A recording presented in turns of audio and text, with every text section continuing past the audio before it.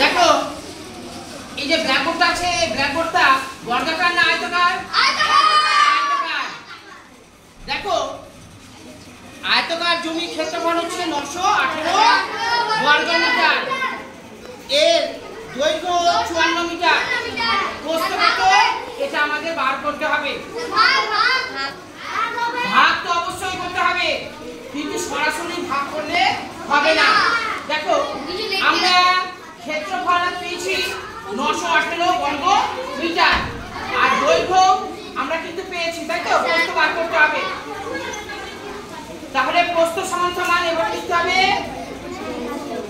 ক্ষেত্রফল ভাগ দৈর্ঘ্য, তাই তো? তাহলে দেখো এখানে লিখি ক্ষেত্রফল, ক্ষেত্রফল এই হাতে লেখা বলা যাচ্ছে বল। ক্ষেত্রফল কত? 918 বর্গ মিটার, বর্গ মিটার, তাই তো?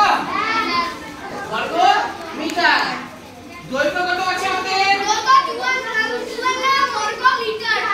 দৈর্ঘ্য হচ্ছে 54 বর্গ মিটার। না বাবা, মিটার আছে না? এই মিটার, বর্গ মিটার দেখিনি আমি। এই মিটার রয়েছে, ভালো করে দেখো। হাতে লেখা বলে যাচ্ছে তো? এই একবারে বোঝা যাচ্ছে। এই কারো কি বুঝতে অসুবিধা হচ্ছে? না। এবার দেখো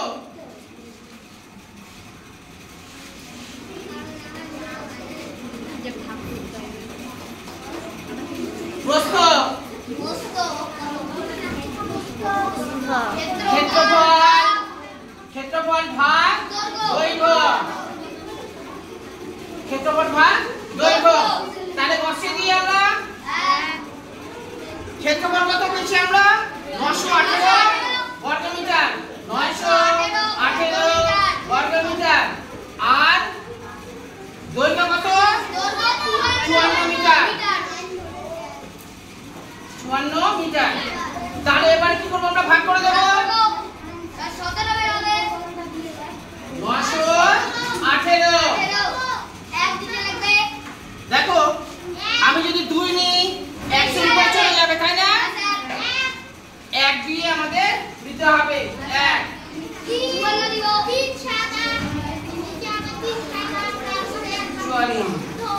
বিয়োগ দিতে গেলে কত বেরোবে? এটা হচ্ছে 11, 1 কে 11 ধরলাম, 11 থেকে 4 বাদ দিতে গেলে 7, 7 4 11, 7 আর থাকে 1, এটা হয়ে যাবে 6। তাহলে কত বেরোবে? 3।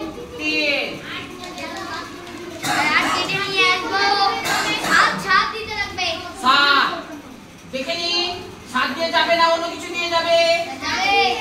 গুণ দিয়ে গুণ করি, 4 7 28, 28 এ 8 হাতে থাকে 2, 5 7 35 আর 2 37 বাবা, 37 হয় না 37। তাহলে 37, তাহলে 378 মিলে যাচ্ছে না? 378 এই বর্গ মিটার হবে না, এটা মিটার হবে। Yes sir. 17, তাই তো? এবার তাহলে উত্তর লিখি।